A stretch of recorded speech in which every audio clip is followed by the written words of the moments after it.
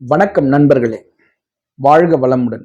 மூவிரு முகங்கள் போற்றி முகம்பொழி கருணை போற்றி ஏவரும் துதிக்க நின்ற ஈராறு தோள் போற்றி காஞ்சி மாவடு வைகும் செவ்வேல் மலரடி போற்றி அண்ணான் சேவலும் மயிலும் போற்றி திருக்கைவேல் போற்றி போற்றி வெற்றிவேல் முருகனுக்கு அரோகரா.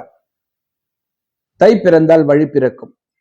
அதாவது முதல் வழி பார்த்தீங்கன்னா, தேவர்களுக்கு ஒரு நாள் என்பது நமக்கு ஒரு வருடம்.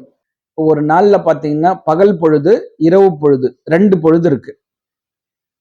அப்ப நமக்கு தேவர்களுக்கு ஒரு நாள் என்பது நமக்கு ஒரு வருஷம் அப்படின்னும் போது, அப்ப பகல் எவ்வளவு நேரம், ராத்திரி எவ்வளவு நேரம்? இந்த ஸ்டாண்டர்ட் டைம் படி பார்த்தோம்னா பகல் 12 மணி நேரம், இரவு 12 மணி நேரம். இப்போ மொத்தம் 24 மணி நேரம். அப்போ ஒரு வருஷத்துக்கு 12 மாதங்கள். அப்ப 12 மாதத்தை 2ஆ பிரிச்சோம்னா 6 மாதம் 6 மாதம் 2ஆ பிரிக்கலாம்.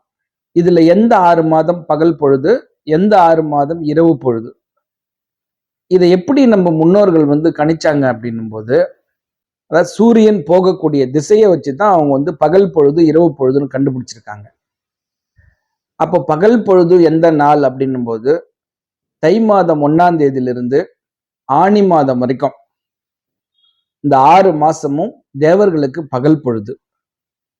ஆடி மாசத்துல இருந்து மார்கழி மாசம் வரைக்கும் இந்த 6 மாதம் தேவர்களுக்கு இரவு பொழுது. இப்ப இந்த இரவு பொழுதுல நம்ம மக்கள் என்ன பண்றாங்க அப்படின்னா, எங்களுக்கு எங்களுடைய வாழ்வாதாரம் சிறப்பா இருக்கணும், அதுக்காக வேண்டி மழை இருந்தாதான் நம்முடைய வாழ்வாதாரம் சிறப்பா இருக்கும்னு சொல்லி ஆடி மாதம் பொங்கல் வச்சு ப்ரே பண்ணுவாங்க. இந்த ஆடி மாதம் பொங்கல் வச்சதுனால அந்த மாதம் மழை பெய்ய ஆரம்பிக்கும். அதனாலதான் ஆடி பட்டம் தேடி விதைக்கணும் அப்படின்னு சொல்லி இந்த ஆடி மாதத்துல மழை வந்த உடனே அந்த நெல் விதைகள்லாம் ஒரு நாற்றாங்கால் மாதிரி ஒரு அமைச்சு அதுல நெல் விதைகளை போட்டு அதை நாற்றா வளர வச்சு அதை ஆவணி மாதத்துல அதை எடுத்து நட ஆரம்பிப்பாங்க. அப்ப பாத்தீங்கன்னா விநாயகர் சதுர்த்தி வரும். இந்த விநாயகரை மக்கள் எல்லாரும் வழிபட்டு நாங்க எங்களுடைய வாழ்வாதாரம் சிறப்பா இருக்கணும்னு வேண்டி அந்த நெல் விதையெல்லாம் விட்டு நாங்க நாத்தா எடுத்து இப்போ நடவு நடுறோம். இந்த பயிர் எந்த இடையூறும் இல்லாமல் எங்களுக்கு ஒரு நல்ல வெள்ளாமை விளைஞ்சு எங்களுக்கு ஒரு நல்ல நெல்மணிகளை தரணும் அப்படின்னு சொல்லிட்டு விநாயகருக்கு பூஜை போட்டு அந்த நடவு ஆரம்பிப்பாங்க. நடவெல்லாம் ஆரம்பிச்சு முடிச்ச உடனே இது அப்போ பாத்தீங்கன்னா புரட்டாசி மாசம் வந்துடும். அப்போ ஆயுத பூஜை, அந்த உழவர்கள் பயன்படுத்திய பொருட்கள் எல்லாத்தையுமே வச்சு அந்த ஏர் கலப்பை அதுக்கு பயன்படுத்தப்பட்ட மண்வெட்டி எல்லாத்தையும் அந்த எங்களுடைய இந்த நெல் நடவு கூடிய இந்த வேலை எங்களுக்கு முடிஞ்சு போச்சு. அதனால வேண்டி இந்த எதெல்லாம் நாங்க பயன்படுத்தணுமோ அந்த உபகரணங்களுக்கெல்லாம் நாங்க நன்றி சொல்றோம் அப்படின்னு சொல்லிதான் அந்த ஆயுத பூஜையை கொண்டாடுவாங்க. இதெல்லாம் முடிச்சுட்டு அப்படியே மார்கழி மாதம் அது இந்த பயிர் அறுவடைக்கு தயாராயிடும். மார்கழி மாதம் 15ஆம் தேதியெல்லாம் பாத்தீங்கன்னா ஒரு நல்ல விளைந்த நெல் கதிர்களா முத்தி அது அழகா அறுவடை செஞ்சு வீட்டுக்கு கொண்டு அந்த நெல்லு தண்ணியை அந்த புல்லு தண்ணியை பிரிச்சு அந்த நெல்லு எடுத்து குத்தி அதுல அந்த உமியெல்லாம் நீக்கி அரிசியாக்கி அந்த புது அரிசியில புது மண்பானை வாங்கி இந்த ப்ராசஸ்லாம் நடக்கிறதுக்கு அந்த தை மாதம் 1ஆம் தேதி வந்துடும். இந்த அரிசி எடுத்து பொங்கல் வைக்கிற நாள் தை மாதம் 1ஆம் தேதி. அப்பதான் தேவர்கள்லாம் அவங்க வீட்டை திறந்துட்டு வெளியில வருவாங்களாம் இரவு பொழுத முடிச்சுட்டு.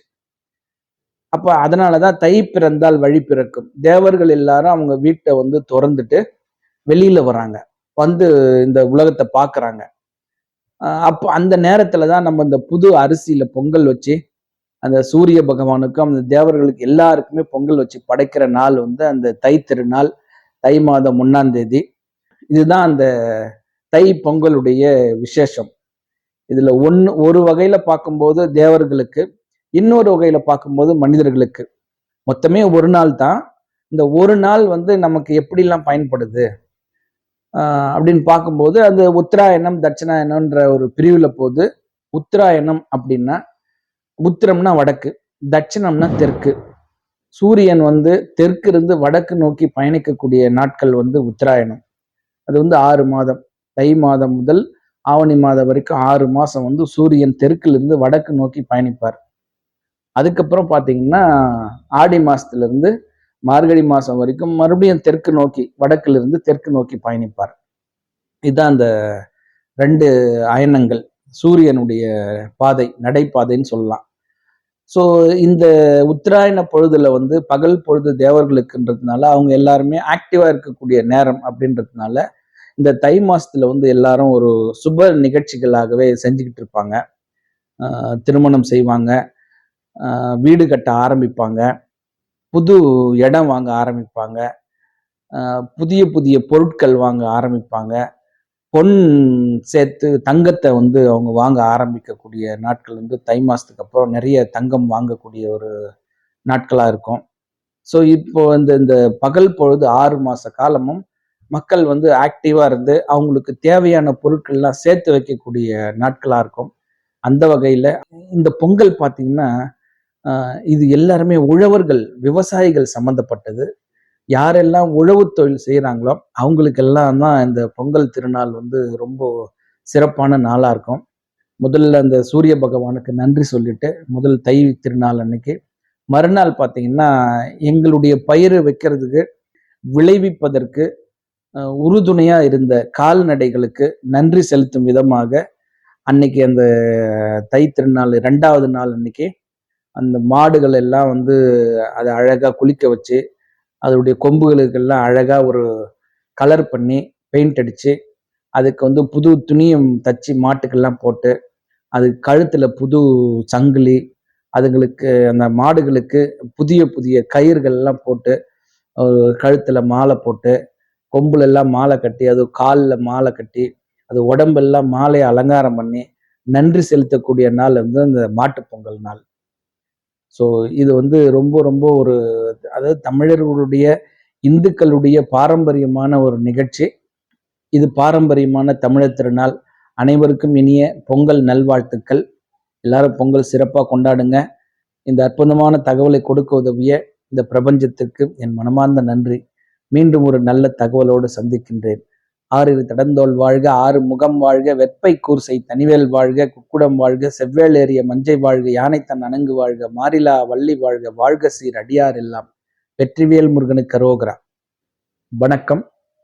வாழ்க வளமுடன், எல்லாம் செயல் கூடும்.